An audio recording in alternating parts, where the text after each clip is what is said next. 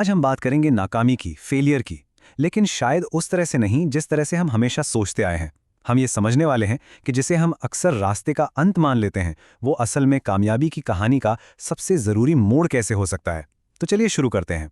मैं आपसे एक बहुत सीधा सा सवाल पूछना चाहता हूँ। क्या आप कभी किसी भी चीज़ में फेल हुए हैं? हो सकता है किसी एग्जाम में, किसी जॉब इंटरव्यू में या शायद किसी रिश्ते में। देखिए, अगर आपका जवाब हाँ है तो आप अकेले नहीं हैं। ये एक ऐसा एक्सपीरियंस है जो हम सबको कहीं ना कहीं एक दूसरे से जोड़ता है। ये शब्द माइकल जॉर्डन के हैं, बास्केटबॉल के इतिहास के सबसे महान खिलाड़ी। कमाल की बात है ना, दुनिया का सबसे कामयाब इंसान कह रहा है कि मैं इसलिए कामयाब हुआ क्योंकि मैं बार बार लगातार फेल होता रहा। ये क्या पहेली है? आज हम इसी को सुलझाने की कोशिश करेंगे। अक्सर जब हम किसी कामयाब इंसान को देखते हैं तो हमें लगता है कि उनकी जिंदगी तो एकदम सीधी पटरी पर चली होगी। पर सच कहूं तो ये एक बहुत बड़ा भ्रम है। असल में कामयाबी का रास्ता हमेशा ही नाकामी की गलियों से होकर गुजरता है।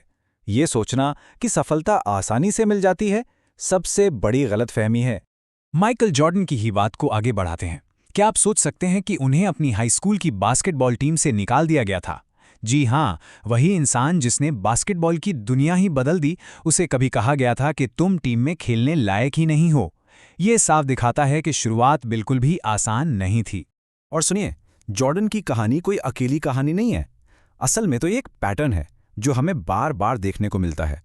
चलिए कुछ और ऐसे ही मशहूर चेहरों पर एक नज़र डालते हैं जिनकी शुरुआत ही फेलियर से हुई थी। वॉल्ट डिज्नी, इन्हें एक अखबार की नौकरी से ये कहकर निकाल दिया गया था कि तुम्हारे अंदर कल्पना और अच्छे आइडिया की कमी है। जरा सोचिए, जिस इंसान ने अपनी कल्पना से एक पूरी जादुई दुनिया बना दी, उसे ही कभी कहा गया था कि तुम में तो इमेजिनेशन ही नहीं है। 1009 ये सिर्फ एक नंबर नहीं है, ये उतनी बार ना सुनने की गिनती है जो कर्नल सैंडर्स को अपनी सीक्रेट चिकन रेसिपी के लिए सुननी पड़ी थी। 1009 रिजेक्शन के बाद जाकर किसी एक ने हाँ कहा और तब जाकर के KFC की कहानी शुरू हुई। और देखिए, ये लिस्ट खत्म ही नहीं होती। हेनरी फोर्ड मोटर कंपनी बनाने से पहले 5 बार उनका दिवालिया निकल गया था। RH मेसी ने मेसीज डिपार्टमेंट स्टोर बनाने से पहले 7 अलग अलग बिजनेस शुरू किए जो बुरी तरह फेल हुए। और सोनी के फाउंडर अकियो मोरिटा, उनका पहला प्रोडक्ट एक ऐसा राइस कुकर था जो चावल पकाने के बजाय उससे जला देता था। एक पैटर्न साफ दिख रहा है ना? बड़ी कामयाबी से ठीक पहले अक्सर बहुत बड़ी नाकामी आती है। अब ये चार्ट देखिए, ये बेसबॉल के लेजेंड बेब रूथ की कहानी बताता है। हम सब उन्हें उनके 714 होम रन के लिए जानते हैं, पर क्या आप ये जानते हैं कि वो 1330 बार स्ट्राइकआउट भी हुए थे, जो दशकों तक एक रिकॉर्ड था। मतलब साफ है, अगर आपको सबसे ज्यादा हिट करना है तो आपको सबसे ज्यादा मिस करने का जोखिम भी उठाना पड़ेगा। और बेब रूथ का माइंडसेट उनके इन शब्दों में देखिए, हर स्ट्राइक मुझे अगले होम रन के और करीब ले आता है। उन्होंने फेलियर को अंत नहीं माना, बल्कि उसे प्रोसेस का एक जरूरी हिस्सा समझा। तो सवाल ये उठता है कि ये सोच, ये माइंडसेट आता कहां से है? चलिए इसे समझते हैं। तो ये तो साफ है कि नाकामी तो खेल का हिस्सा है, पर असली सवाल ये है कि इसके लिए दिमागी तौर पर मजबूत कैसे बना जाए। और इसका जवाब आपको जानकर हैरानी होगी। हमें मिलता है एक बहुत ही पुराने दर्शन में, जिसे स्टोइसिज्म कहते हैं, और इसे सिखाने वालों में से एक थे रोमन सम्राट मार्कस ऑरेलियस। स्टोइसिज्म या स्टोइकवाद एक प्राचीन फिलॉसफी है जो हमें सेल्फ कंट्रोल और हिम्मत सिखाती है, ताकि हम मुश्किल भावनाओं से घबराएं नहीं, बल्कि और मजबूत बने। आप इसे आज की मुश्किलों से लड़ने के लिए एक तरह का मेंटल टूलकिट समझ सकते हैं। मार्कस ऑरेलियस की ये एक लाइन इस पूरी फिलॉसफी का सार है।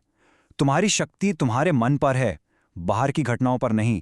इस बात को समझ लो और तुम्हें असली ताकत मिल जाएगी। मतलब यह है कि असली खेल दुनिया को बदलने का नहीं है, बल्कि दुनिया के प्रति अपने नजरिए और अपनी प्रतिक्रिया को बदलने का है।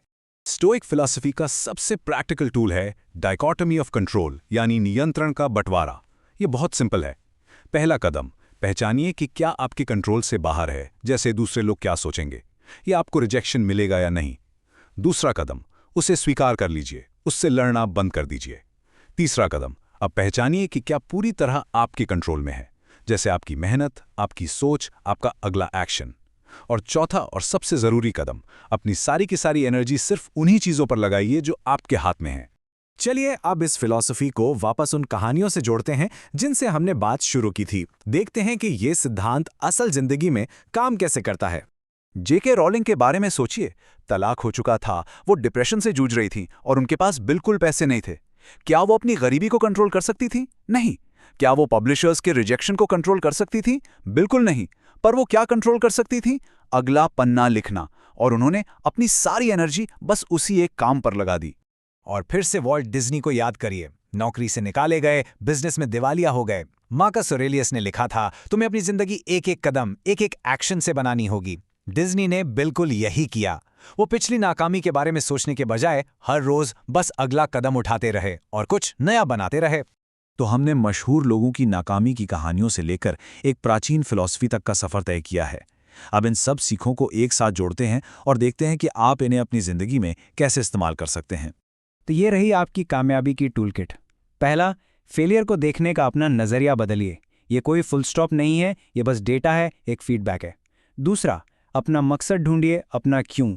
यही वो पेट्रोल है जो मुश्किल दिनों में भी आपकी गाड़ी को चलाएगा। तीसरा, उस डायकोटमी ऑफ कंट्रोल को रोज़ प्रैक्टिस कीजिए। अपनी एनर्जी सिर्फ उन चीज़ों पर लगाइए जो आपके हाथ में है। चौथा, हर रोज़ काम कीजिए, रोज़ एक छोटा कदम भी बहुत है। और पांचवां, कभी भी विक्टिम कार्ड मत खेलिए। अपनी ज़िंदगी की, अपने एक्शन की जिम्मेदारी खुद लीजिए। और अब मैं आपको इस एक आखिरी सवाल के साथ छोड़कर जा रहा हूं।